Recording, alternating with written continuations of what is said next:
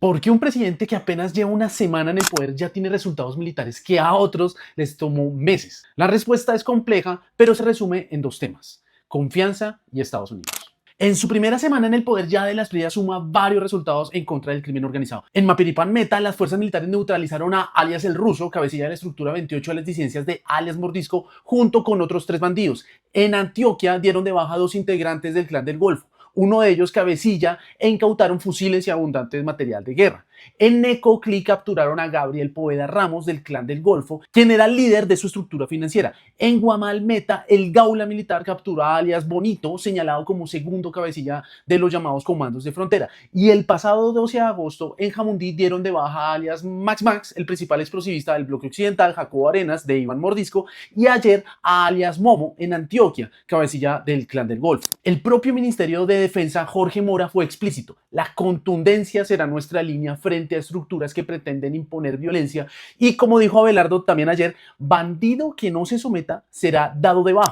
Pero la gran pregunta es, ¿por qué tan rápido? Ustedes saben que las operaciones militares necesitan de recopilación de inteligencia, de meses de preparación, pero aquí, en cuestión de días, ya se dieron 6 golpes, sin contar con lo de sacar a los presos de la cárcel de Itagüí, entre otras acciones. Los presos de Gustavo Petro. ¿Casualidad o tiene algo que ver la llegada de Abelardo? Uno, y es que la inteligencia militar sobre esos objetivos ya existía de antes. No es que las fuerzas militares descubrieran de un día para otro dónde estaban alias Ruso o alias Max. Lo que cambió no fue la información, sino qué hacer con esa información. Con Petro, esa misma inteligencia se quedaba guardada, archivada. Los militares no sentían mucha seguridad sobre las consecuencias de actuar y no veían respaldo del gobierno ante la fiscalía o la opinión pública si un operativo de estos generara daños colaterales. Con De la Espriella eso cambió literalmente de un día para otro. Hay un respaldo político explícito y total a las acciones militares. La segunda razón, y que se relaciona con la primera, es que De la Espriella ya había lanzado un ultimátum público a los grupos armados antes de tomar posesión: sométanse o vamos por ustedes sin ninguna contemplación.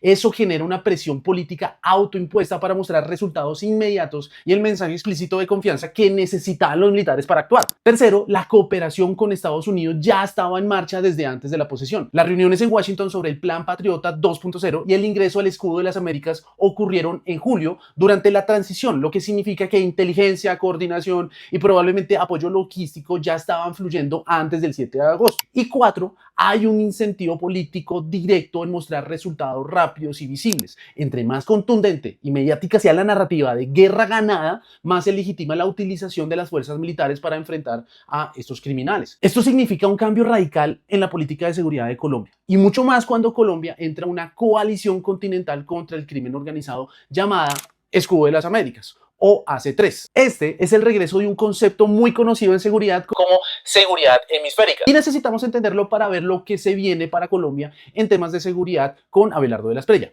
En marzo de este año, Donald Trump lanzó el Escudo de las Américas, una coalición de varios estados como Argentina, El Salvador, Ecuador, Paraguay y otros para combatir narcotráfico y crimen organizado transnacional. Colombia con Petro no estaba invitada por obvias razones, pero eso cambió este 7 de agosto. El mismo día de su posesión, Abelardo de la Espriella anunció que Colombia entraba al Escudo de las Américas. Y unas semanas antes, su equipo de empalme ya había cerrado en Washington un acuerdo llamado Plan Patriota 2.0, que no solo se enfoca en el narcotráfico, aunque eso es una de las cosas más importantes, sino también en la minería criminal, lavado de activos, tráfico de migrantes y demás actividades criminales en el hemisferio, sobre todo en Colombia.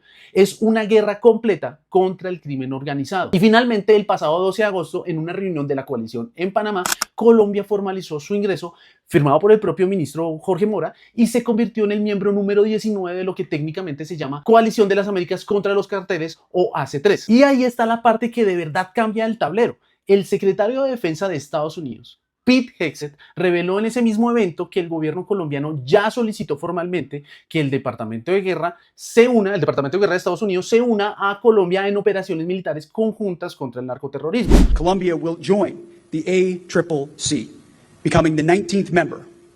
And through the newly inaugurated president, as our president likes to say, President El Tigre, Colombia has already requested that the Department of War join Colombia in its fight against narco-terrorism, authorizing joint military operations. O sea, no es que vayan a entrar tropas gringas a Colombia, eso toca pedirle permiso al Congreso. Es compartimiento de inteligencia, coordinación de imágenes satelitales, transferencia de conocimiento y demás, para que con toda esa información recopilada se ayuden para las operaciones militares en la zona, en la región. Eso es la seguridad hemisférica. Es el marco donde se están tomando decisiones concretas de guerra, presupuesto, soberanía militar e inteligencia ahora mismo. Pero, ¿qué es seguridad hemisférica y cómo se come esto?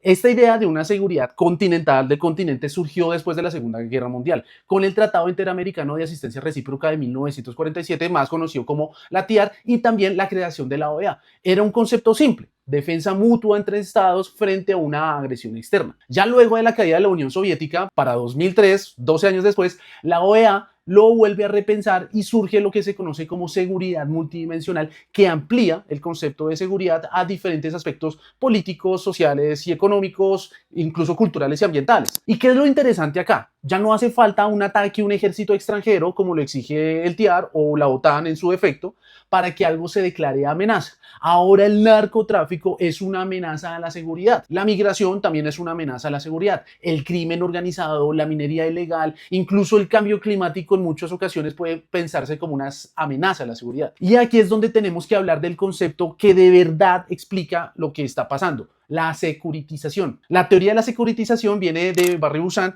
y la Escuela de Copenhague hace ya más o menos más de 20 años, y la idea central es que la seguridad no es un hecho objetivo, es una construcción social. ¿Y eso qué quiere decir? Que algo no es una amenaza a la seguridad porque objetivamente lo sea en algún sentido medible. Se convierte en amenaza cuando en una sociedad lo enmarca así, como un peligro existencial para algo que quiere proteger, un estado, la nación o su economía. Cuando la gente acepta que algo es securitizable, el tema sale del terreno de la política normal y entra al terreno de la excepción. Deja de resolverse con las reglas ordinarias y empieza a justificarse medidas extraordinarias, como es el uso de las fuerzas militares en tareas que antes le correspondían a la policía o a la justicia. Con el escudo de las Américas, Trump está securitizando el crimen organizado transnacional y por lo tanto se habilita el uso de la fuerza militar e incluso en algún momento entrada de tropas extranjeras a territorio nacional, que como ya dijimos, eso es con permiso del Congreso de la República, que ahora no está pasando. Todo esto para perseguir a estas redes y a sus miembros. Y ahora la pregunta que nos debemos hacer es si en un país donde la coca se viene convirtiendo en su principal exportación, donde los grupos pasaron de los 15.000 miembros en 2022 a casi 29.000 hoy, entre Clan del Golfo, ELN y las FARC, donde las masacres crecen, los secuestros, las extorsiones, los homicidios, ¿será que necesitamos enfrentar este tema con más fuerza militar? Para mí, sí. Lo último por decir es que para Colombia esto es un cambio de paradigma completo. Pasamos de una política de paz total que buscaba negociar con estructuras armadas a una política que integra a Colombia en una coalición hemisférica cuyo lenguaje es explícitamente militar y de guerra contra el crimen, no de negociaciones políticas. Y lo de la coalición es clave porque esta amenaza, el crimen organizado, le afectan a todos los países del continente y solo se puede superar con la cooperación de todos. El gran reto de cualquier alianza de este tipo es que todos los socios aporten de verdad a la lucha y que no se repita el mismo problema de free riding que ha perseguido a la OTAN y por lo que Trump amenazó a los países europeos de que paguen su fair share. Es decir, hoy vivimos algo histórico. Pasamos de una política laxa contra el crimen a una coordinación real entre varios estados para hacerle frente a estructuras como el Clan del Golfo, el ELN y las disidencias de las FARC. Las preguntas finales que dejo son: ¿será esta la forma que necesitamos para acabar de una vez con estos grupos armados? ¿Esta alianza se mantendrá, durará y generará cooperación entre los gobiernos americanos? ¿Ustedes qué creen? Me escriben en los comentarios.